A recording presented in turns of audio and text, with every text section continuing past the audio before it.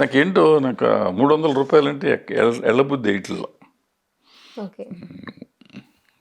ఎందుకు అంటే దానికి కారణాలు ఏం లేవు. సో జస్ట్ సౌండింగ్ అంత కాస్ట్ పెట్టి వాళ్ళ ముందే మనసు వద్దొద్దులే వద్దొద్దులే అని చెప్తాను. మనసు ఒప్పుకోవట్లేదు. అదే ఫైన్. సో సార్ మీరు ఒకానొకప్పుడు మన టాలీవుడ్ హీరోస్లో జూనియర్ ఎన్టీఆర్ గారి వాళ్ళకే తెలుగు భాష కరెక్ట్గా వస్తుందని చెప్పి ఒక స్టేట్మెంట్ ఇచ్చారు. సో ఇప్పటికీ అదే స్టేట్మెంట్ మీద ఉంటారు అనుకోవచ్చు. ఇది నిజమే కాదు, అతను ఒకడు పలకగలడు, మొత్తం ఏ మాట అయినా ఏ డైలాగ్ అయినా పలకగలడు. అంటే మిగిలిన వాళ్ళకి రాదని కాదు, మేజర్ ప్రాబ్లం ఏంటంటే వాళ్ళంతా ఇంగ్లీష్ మీడియంస్ చదివి లేకపోతే మెడ్రాస్లో ఉండి ఆ ఇన్ఫ్లుయెన్స్ ఉండి అవన్నీ చేర్చని, ఇతనికేమో ఇక్కడ చిన్నప్పటి నుంచి ఆ స్కూల్స్ అవి చేసి వాళ్ళ తాతగారిని ఇమిటేట్ చేయటం మొదలెట్టి ఆ తాతగారు ఉచ్చారణ అది నేర్చుకున్నాడు కాబట్టి అతనికి అది వస్తుంది అంతే తప్ప మిగిలిన వాళ్ళకి రాదని కాదు. బట్ ఇప్పుడు రాణాకి రాదు అనుకుంటే రాణా మొన్న ఏదో చెప్పాడు సినిమాలో చెప్పాడు కదా, అతను కూడా బాగానే చెప్పాడు. అయితే ఈ ఈ ఎన్టీఆర్కి ఏంటంటే ఎన్టీఆర్ వాళ్ళ తాతగారిని పట్టుబట్టాడు, ఆ పట్టు ఇతను పట్టుకున్నాడు ఎక్కడో, కొంచెం చేయగలడు అనమాట. మనకేంటంటే రామారావు గారు అటువంటి డైలాగులన్నీ రామారావు గారితోనో ఎస్వి రంగారావు గారితో విన్న రోజులు కాబట్టి మా బోటి వాళ్ళకి అతనే బాగున్నట్టు అనిపిస్తుంది. అది రైట్ అయ్యి ఉండొచ్చు, రాంగ్ అయ్యి ఉండొచ్చు. మిగతా వాళ్ళు కూడా ఇప్పుడు బాగానే చేస్తున్నారు, మంచి మంచి డైలాగులు బాగా చెప్తున్నారు, ప్రాబ్లం ఏం లేదు. ఓకే. సో రీసెంట్ టైమ్స్లో ఎవరన్నా హీరో అంటే మీకు ఇంప్రెసివ్గా అనిపించి అలా హీరో ఎవరైనా ఉన్నారు? ఎట్లా రీసెంట్ టైమ్స్లో రిలీజ్ అయిన సినిమాల పరంగా వాటి పరంగా మీరు ఇంప్రెస్ అయిన హీరో ఎవరన్నా ఉన్నారా? అంటే చాలా బాగా చేశాడు ఈ క్యారెక్టర్ అలా.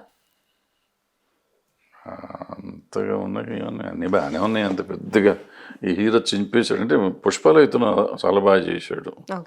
అల్లు అర్జున్ ఒకడు, నేను అప్పుడు చెప్పాను ఎన్టీఆర్ మహేష్ బాబు ఒక రకంగా చేసుకెళ్తా ఉంటే అల్లు అర్జున్ అనే అతను సినిమాకి ఒక ఇది చూపించుకుంటా అతను పెర్ఫార్మెన్స్తో తీసుకొచ్చాడు. ఇప్పుడు అతను గంగోత్రి తర్వాత 2-3 సినిమాల్లో ఇతను సినిమాలకు పనికొస్తాడా, ఇతనితో సినిమాలు అసలు చూడొచ్చా అనే రేంజ్లో ఉన్న హీరో. హిట్ అయినా కూడా గంగోత్రి హిట్ అయిన తర్వాత 2-3 సినిమాలు హిట్ అయినా కూడా ఇతను నిలబడడేమో అనుకుంటా. అంటే అతను డే బై డే డెవలప్ అయ్యి ఇవాళ హార్డ్ వర్క్తో మోల్డ్ చేసుకుని ఇవాళ పుష్ప అనే క్యారెక్టర్లో ఏముంది, ఆ సినిమాకి ఏం లేదు అతని పెర్ఫార్మెన్స్ తప్ప. ఆ తర్వాత డైరెక్టర్ చేసిన దానివల్ల సెకండ్ హాఫ్లో ఫ్యామిలీ ఎలిమెంట్ ఉంది, దానికి కూడా ఇతని పెర్ఫార్మెన్సే కదా. ఇతను బాగా బ్రహ్మాండంగా చేస్తున్నాడు కాబట్టి ఆ పక్కన వాళ్ళు కూడా బ్రహ్మాండంగా చేయాల్సి వచ్చింది. సో మీకు అది పండింది. సో ఒక ఆర్టిస్ట్ బాగా చేస్తాడంటే పక్కన ఆర్టిస్టులు కూడా పోటీపడి చేస్తారు. అట్లా బ్రహ్మాండంగా చేస్తున్నాడంటే ఇవాళ ఉన్న ఆర్టిస్టులు అల్లు అర్జున్. ఓకే. అంటే తెలుగు సినీ ఇండస్ట్రీలో మంచి చెడులు చెప్పడానికి తమ్మారెడ్డి భరద్వాజ గారు ఒక్కరే ఉన్నారా అంటే ఏం చెప్తారు సార్? నేనెవడినమ్మా చెప్తాను, మంచి చెడు చెప్తాను, మనకి అంత సీన్ లేదు, మనకేం లేదు. అది అంత ఎన్నో ఇయర్స్ నుంచి ఉన్నారు, ఉన్నాం. తాడి చెట్టు కూడా ఉంటుంది, తాడి చెట్టు ఎప్పటి నుంచో ఉంటుంది, మర్రి చెట్టు ఉంటుంది, ఇవన్నీ ఉన్నాయి అంటే ఉండటం కాదు కదా. So what is that we achieved, మనం ఏం చేయగలం ఏం చేస్తాం అనేది లెక్క. కానీ ఇవాళ సక్సెస్ మనం అసలు ఇండస్ట్రీలో లేని నేను, మనకి ఏముంది ఏదో మీ బొట్టలు ఏదైనా అడిగితే మాట్లాడుతాం, ఉసుపోక మాట్లాడతాం తప్ప నేనేదో మంచి చెడు చెప్పే అంత స్టేజ్లోకి వెళ్ళాను నేను. నాకు తోచింది చెప్తాను, ఎవరిని వచ్చి అడిగితే మరి తోచింది చెప్తాం, అంత సింపుల్. ఓకే.